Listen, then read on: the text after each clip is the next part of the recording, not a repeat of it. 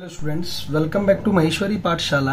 अब हम पढ़ रहे हैं financial statement of non profit organisation chapter है, जिसमें एक इम्पॉर्टेंट है हमारे पास रिसिप्ट एंड पेमेंट्स अकाउंट, फिर एक इनकम एंड एक्सपेंडिचर अकाउंट बनता है और एक बैलेंस शीट बनती है। तो सबसे पहले एक बार हम रिसिप्ट एंड पेमेंट्स अकाउंट को सीख लें कि होता क्या है। इंपॉर्टेंट है, फिर वन बाय वन करके हम इनकम एंड एक्सपेंडिचर अकाउंट भी देखेंगे, फिर बैलेंस शीट देखेंगे, क्या क्या टर्म्स उसके अंदर आती हैं, क्या क्या ट्रीटमेंट है उनकी। चलें, सबसे पहले हम पढ़ते हैं theory. Receipt and payments account is a summary of cash. क्या है? Summary of cash including bank. ध्यान रखना, इसमें बैंक इंक्लूडिंग बैंक भी है। Receipt and payments during an accounting period, यानी रिसिप्ट जो भी हमें हुआ है during an accounting period, correct. Receipt and payments being shown under appropriate heads of accounts, it begins with opening cash and bank balances and ends with the closing cash and bank balances of the accounting period। देखिए, ध्यान से रख सुना जो उन्होंने बोला है, उसने बोला है जब ये बिगिंस होगा तो कहाँ से? डेबिट से शुरू होगा, और टू बैलेंस बीडी यानी ओपनिंग बैलेंसेस किसके? कैश के और बैंक के आएंगे। इन केस ऑफ अगर बैंक ओवरड्राफ्ट है हमारे पास तो क्रेडिट साइड से शुरू हो जाएगा, और इन केस फिर वो कहता है कि एट लास्ट की जो एंड होगा इनका क्या होगा? एंड्स जो होगा वो क्या कैसे होगा? यहां पर बाय बैलेंस सीडी, करेक्ट। तो कैश इन हैंड और cash at bank. In case अगर वो फिर से ओवरड्राफ्ट रहा है हमारा बैलेंसेस बैंक का, तो फिर वो यहां डेबिट में आ जाएगा, करेक्ट। बहुत ध्यान से बारीकी से समझने की जरूरत है। एक बार थ्योरी को एक बार ध्यान से पढ़ लीजिए, ठीक है। यहां तक पढ़ लिया हमने। Accounting period, receipt are shown in the debit side. आपको ध्यान रखना है, जो भी मिल रहा है और आप रिसिप्ट एंड पेमेंट अकाउंट बना रहे हैं, जो भी रिसिप्ट हो रहा है, याद होगा आपको 11th क्लास में आपने कैश बुक बनाई थी, ठीक है। कैश बुक बनाई थी, मान लीजिए सिंगल कॉलम कैश बुक थी। आपको ध्यान है, जो भी मिल रहा था, जो भी रिसिप्ट हो रही थी, वो सारी कहां आ रही थी? डेबिट में। और जो भी पेमेंट्स थी वो सारी कहां जा रही थी? क्रेडिट में। ध्यान रखना है आपको, जो भी अगर रिसिप्ट होती है, इवन वो चाहे भविष्य की हो, यानी एडवांस में मिल गई हो, प्रीवियस ईयर की हो, वो भी मिल गई हैं, तो भी आपकी कहां आएंगी? रिसिप्ट एंड पेमेंट्स अकाउंट में। आपने ध्यान रखना है, करेक्ट। ध्यान से देखें, एक बार और पढ़ते हैं। Receipt are shown in the debit side. ध्यान रखना है, जो भी रिसिप्ट हो उनको डेबिट साइड में आएंगी रिसिप्ट एंड पेमेंट अकाउंट में। Whereas payments are shown in the credit side of the account. आपको पता चल रहा है पैसा जा रहा है, पेमेंट्स हो गई, क्रेडिट में डाल दिया, पैसा आ रहा है, डेबिट में डाल दिया, correct. Receipt and payments account of every nature are shown in this account, that is whether it is capital nature का हो, चाहे वो रेवेन्यू नेचर का हो, और whether it relates to the current year, चाहे वो करंट ईयर का हो, प्रीवियस ईयर का हो, या नेक्स्ट ईयर का हो, जो हमारा फर्दर नेक्स्ट ईयर है। कोई हमें एडवांस में हमें सब्सक्रिप्शन पकड़ा के चला गया, ले लो भाई, झोली फैला के ले लो, रोको नहीं कि नहीं भाई तू नेक्स्ट ईयर दियो, नहीं अभी ले लो। तो जब मिल जाएगा तो कहां आएगा? रिसिप्ट एंड पेमेंट अकाउंट के डेबिट साइड में, करेक्ट। अब वन बाय वन करके हम इसके टर्म्स को पढ़ेंगे, ठीक है, रिसिप्ट एंड पेमेंट अकाउंट के। चले जी, देखिए, सबसे पहले मैंने आपको बताया बैलेंस बीडी शुरू होंगे यहां से, ठीक है। इन केस ऑफ अगर बैंक का ओवरड्राफ्ट है तो यहां से शुरू होगा। अगर हमारे पास ओपनिंग बैलेंस कैश का डेबिट बैलेंस है तो यहां पे, और बैंक का भी यहां पर लिख देंगे। बैंक का क्रेडिट बैलेंस हमारे पास है, यहां लिखेंगे, ठीक है। जैसे हम कैश बुक बनाते थे उसी तरीके से। मान लीजिए हमें क्या मिला? सब्सक्रिप्शन, रिसिप्ट है।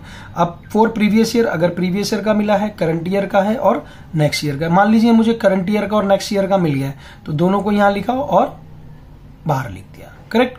नेक्स्ट देखें, जनरल डोनेशन क्या होते हैं? साधारण से डोनेशन यहां लिख दिया।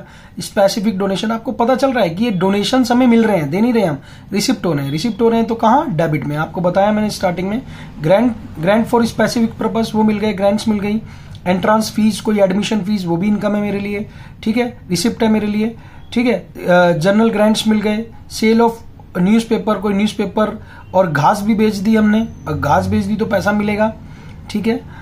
सेल ऑफ ओल्ड और यूज्ड स्पोर्ट्स मटेरियल, ओल्ड और यूज्ड स्पोर्ट्स मटेरियल पुराना हो गया, हमने किसी को बेच दिया, ठीक है। मान लीजिए 10,000 रुपए का कभी खरीदा था 10 साल पहले, और आज वो खराब हो गया, मतलब हमारे खेलने लायक नहीं रहा है, तो हमने क्या, पुराना हो गया है, नहीं किक कर पा रहे हैं, तो हमने क्या करा, 500 या 1000 रुपए में बेच दिया। लेकिन हमें क्या हुआ? रिसिप्ट हुआ तो डेबिट में आ गया। इंटरेस्ट ऑन इन्वेस्टमेंट, कहीं हमने इन्वेस्टमेंट कर रखी थी, वहां से हमें इनकम मिल गई, तो इंटरेस्ट ऑन इन्वेस्टमेंट डेबिट में। आपको याद होगा ये, ऐसे ही हम, ध्यान होगा, कैश बुक में लिखते थे, करेक्ट। डिविडेंड्स अगर मुझे मिल गए, डिविडेंड्स क्या हो गए? क्रेडिट हो गए।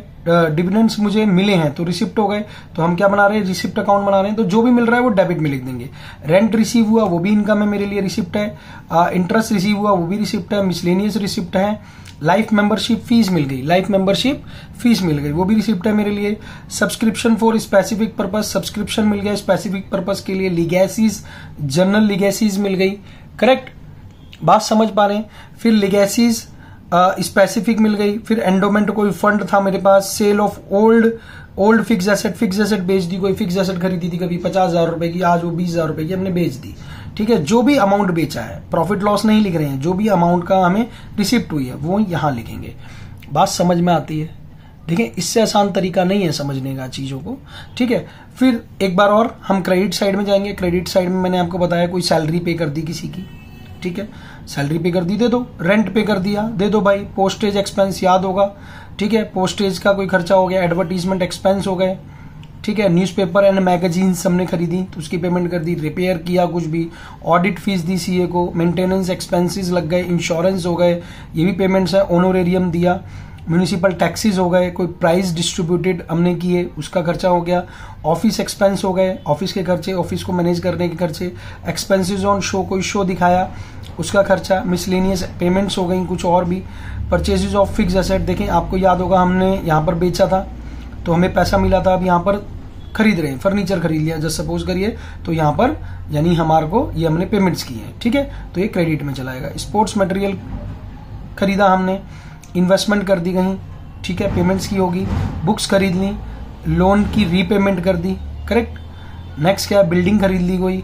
अब यहाँ पर बैलेंस शीट डीबीडी, अब टोटल करेंगे। अगर ये साइड मेरी ज्यादा आ गई तो यहाँ पर ये माइनस करके हमारा कैश का और बैंक का बैलेंस हम यहाँ पर लिख देंगे। बात समझ में आती है? बहुत इजी है लेकिन समझना बहुत जरूरी है, करेक्ट। तो ऐसे ही हम इनके बैंक के और कैश के बैलेंस सीडी जो है वो निकाल लेंगे। नेक्स्ट जाके वो बीडी बन जाएंगे। तो आपको सिर्फ ये ध्यान रखना, मेरा पर्पस यही था सिर्फ आपको ये कंसेप्ट समझाने का कि जो भी रिसिप्ट हो रही है वो डेबिट साइड में और जो भी जा रहा है वो क्रेडिट में। आपको ध्यान रखना है। आपने कैश बुक बनाया था 11th में, आपको ध्यान होगा जो भी मिल रहा था उसको डेबिट में लिख रहे थे और जो भी हमारे हाथ से जा रहा था वो पेमेंट्स को क्रेडिट साइड में लिख रहे थे। बस इतना सा फॉर्मूला है और कुछ नहीं है, हार्ड एंड फास्ट रूल नहीं है, लेकिन बट समझना बहुत जरूरी है कि ध्यान से कि ये चीज क्या है, ठीक है। अब जैसे कि मान लो जनरल ग्रांट्स हैं वो हमें मिलेंगे, ठीक है। अब ऑनोरेरियम वो तो हमारी संस्था देगी तो इसलिए हमारे लिए वो पेमेंट्स हैं, ठीक है। जैसे सेल ऑफ ओल्ड न्यूज़पेपर, अब सेल किया पुराना न्यूज़पेपर तो क्या होगा, हमें इनकम मिलेगी तो वो डेबिट में आ गया। अब न्यूज़पेपर हमने खरीद रखा है मंथली तो क्रेडिट में आ गया, सिंपल पेमेंट्स किया होगा। चलिए, thank you so much for watching this video, thank you.